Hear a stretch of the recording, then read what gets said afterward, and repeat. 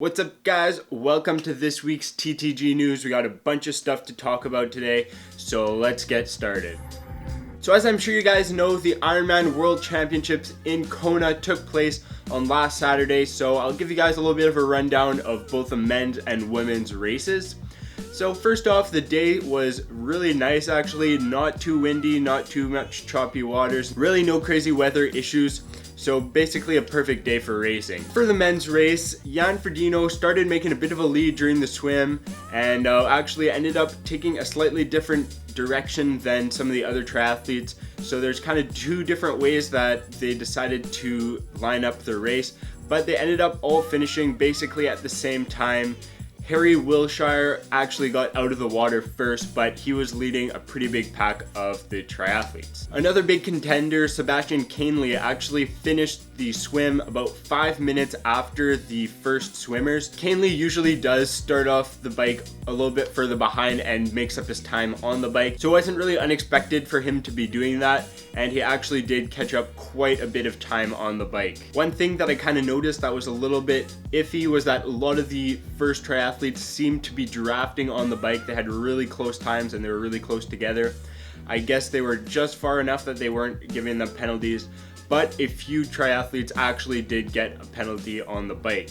We had Andreas Raelert, who actually got a 5-minute penalty, and a Canadian, Brent McMahon, actually got a penalty too, so that kind of puts them out of the running for the race, which kind of sucks. So as I mentioned, Sebastian Kienle caught a ton of time on the bike. He caught that 5 minutes that he was behind, no problem, and got off the bike in first place.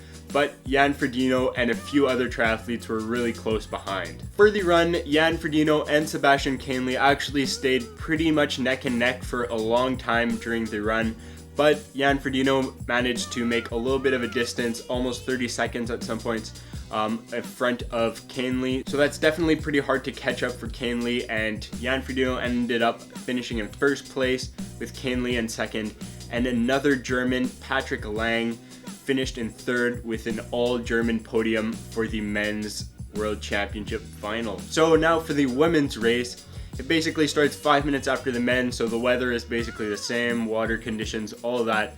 Basically a perfect day to be racing. So the swim started off with Jodie Swallow and Meredith Kessler making a little bit of a lead over the rest of the group, but by the end of the swim, they were in a pack with about 13 other people to get out of the water around the same time. Now moving on to the bike, Daniela Ryf basically killed the race from then on. She made a 7-minute lead on the closest person behind her on the bike, and Mirinda Carfrae, which would have really been the only person who could have caught her on the run, was 22 minutes behind.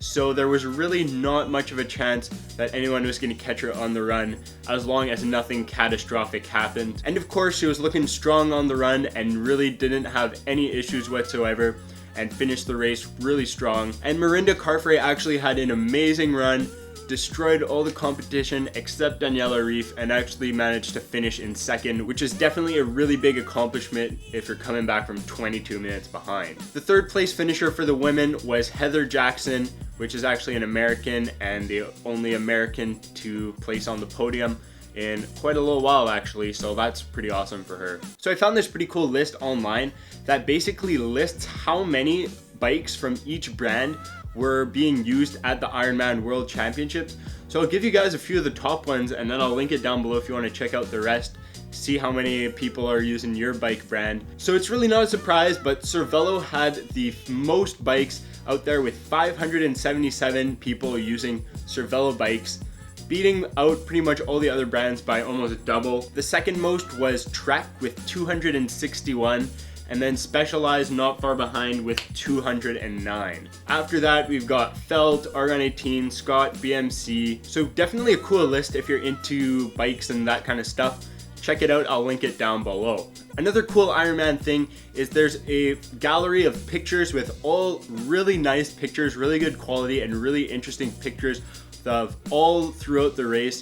There's some really nice aerial views, so I'm sure I'm showing a few during this little video, but if you want to check out the rest of the pictures, I'll link that down below too if you want to check it out. So you guys may or may not have heard that Graham Ma, the high performance triathlon director for New Zealand, actually stepped down from his position. So if you would have just heard this news out of nowhere, you probably wouldn't have thought very much about it.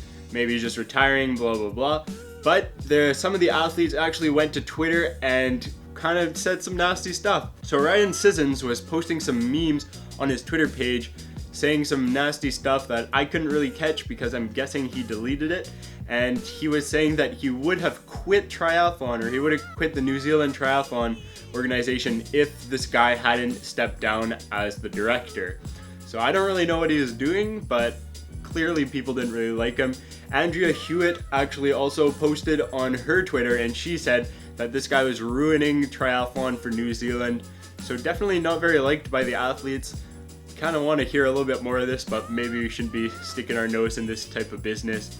And overall, just kind of some crazy stuff. I don't know if I would have gone that way if I were these guys, but maybe they're definitely really mad at this guy and they're just glad he's gone. So that's all for this week's news. Not too much to talk about, but definitely some awesome stuff for Ironman Triathlon. So I'm gonna finish out this video by posting a picture that one of you guys sent me.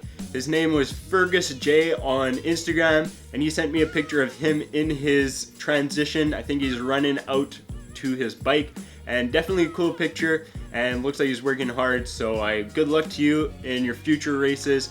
Hope you guys are enjoying the videos. And if you guys want to see one of your pictures posted up at the end of the TTG News videos, just tag me in one of your pictures. You can send it on Instagram, Twitter, whatever you want. But anyways, guys, thanks for watching. I'll see you guys Monday in the next video. Like and subscribe as always, and never stop trying.